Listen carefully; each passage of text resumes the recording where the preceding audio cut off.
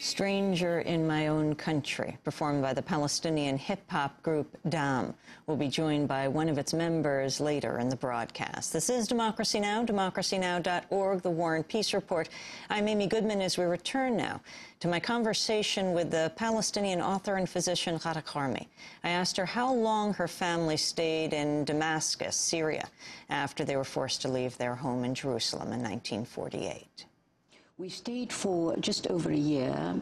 My father was looking for work desperately because, of course, by then he was not, of course, allowed to return. He couldn't come back the next day.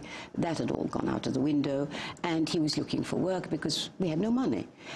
He did find work, but he found it in London in the BBC Arabic service, which at that time was developing that service and wanted native Arabic speakers. And who knows, I always like to think that the British had a kind of attack of conscience about the Palestinians whom they'd sold down the river. And that maybe, well, you know, it was but for the British authorities in Palestine, there never would have been an Israel. That's as simple as that. They allowed the Zionists to come into our country. They allowed them to establish themselves. Without Britain, there would be no Israel, quite simply. And so I used to think maybe they'd had an attack of conscience and they wanted to help. No matter what the reason, my father ended up in London and he preceded us, and then he made plans for us to join him. So in 1949, we left again, and for me, a new wrench from my grandparents, and then we ended up in London. And what an irony. Not just any old London, but in the most Jewish part of London. Was an area called Golders Green. Now, my father didn't know anything about London. He didn't know it was Jewish. He just asked for a house for a family, and they told him, look, try this area, which he did, and we turned up, and lo and behold, we were surrounded by German Jewish refugees from the Second World War. And my mother used to say in her more humorous moments, well, we might as well never bothered to move out of Jerusalem. It's the same people. Anyway, I mean, one laughs, but of course it was all pretty devastating, all this stuff. And what was your relationship with your neighbors, with these German Jewish refugees who had not actually gone to Palestine, but had gone to Britain? Well, it was very good. Partly, my parents, really, it was quite interesting, never brought us up with the idea that we hated Jews. It was not about Jews. They always said it was the people over there. They meant in Palestine, and they meant the Zionists. They meant the Jews who came over to Palestine determined to take the Palestinians' place. Therefore, they had no problem with these Jews whom they considered as just neighbors. So not only did the next door neighbor, who was a German Jewish doctor, became our doctor, and we were used to that because in Palestine actually the best doctors were German and they were usually Jewish. But of course in my school many of the girls were Jewish, and I made lots and lots of Jewish friends, and I went into their homes, and I became particularly close to one family, and they had a daughter called Patricia, who has remained my friend till today, and she lives in New York, and I'm staying with her now, and she's been looking after me. It was a very long friendship. Now, but more seriously, although we got on and we were friendly, and I have described all this in the memoir, there was an important side to this, which I only realized later. I really began to understand about the Jewish imperative to create a Jewish state in my country. Now, I don't want anybody to misunderstand me. I understood it. It did not justify it. It did not excuse it. But I understood the kind of emotions, the psychology, which was behind the devotion to Israel that I found as I was growing up in London. And that, of course, was amongst the very community, these are European Jews, the very same type of Jew that had started the Zionist movement, that had gone to Palestine, and had created this settler colonialist state in my country. At least I really, from the inside, I began to understand the mentality of the Eastern European persecution, the pogroms, the shtetl, all this stuff, which as a Palestinian I never ever would have understood. But living there, I did. But in addition to that, I mean, these German refugees, these Jewish refugees, were refugees from the Holocaust, were the survivors right after World War II. That's right. So often used as the justification for the establishment of Israel, that Jews would have a safe place to go, although the movement started well beyond that. But that was the final impetus, the moral sort of justification.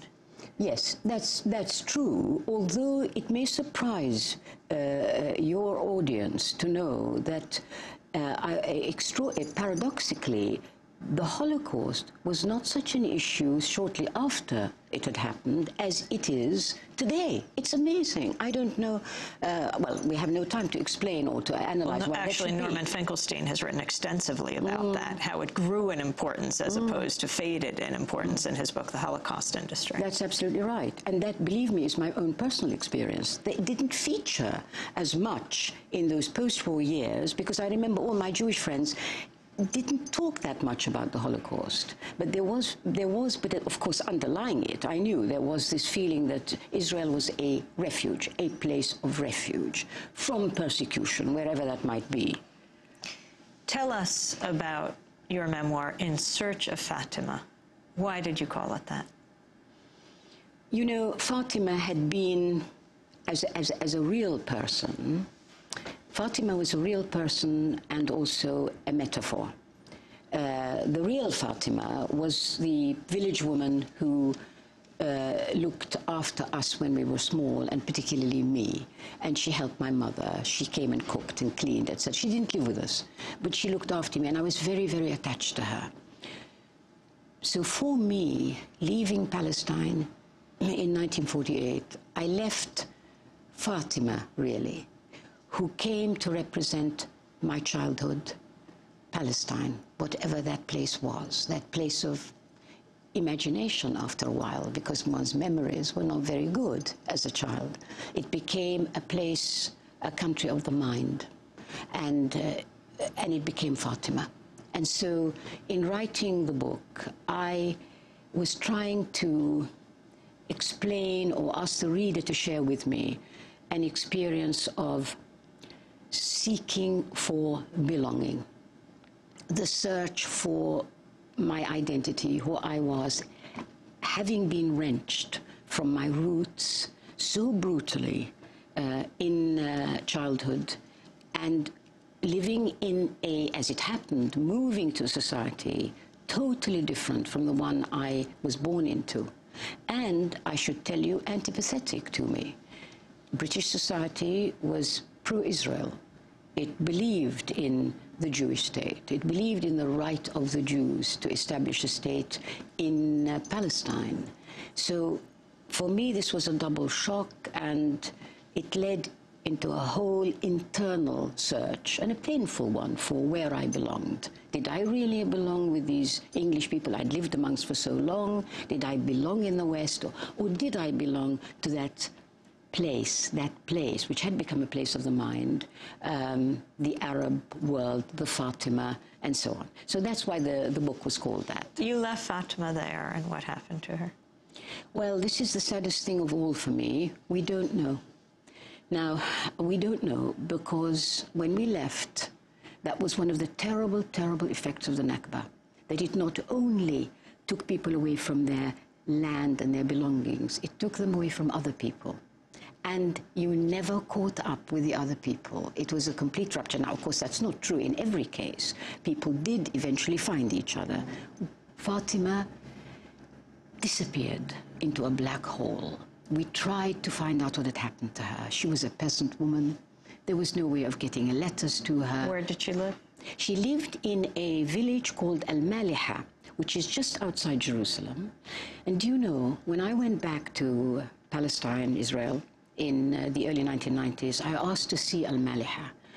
And there it was, entirely Israeli, entirely Jewish Israeli, this wonderful little Palestinian village, which had had white houses, fields, a water well, all the charm of a Palestinian village had now become totally Israeli, but they hadn't managed to demolish the mosque, because I could see the minaret, which remained a kind of a solitary reminder that this was not a Jewish place. So there we are. However, Fatima disappeared for years and years and years, and I knew nothing about her. And then in 2005, when I went to Palestine to work, I was determined to find her.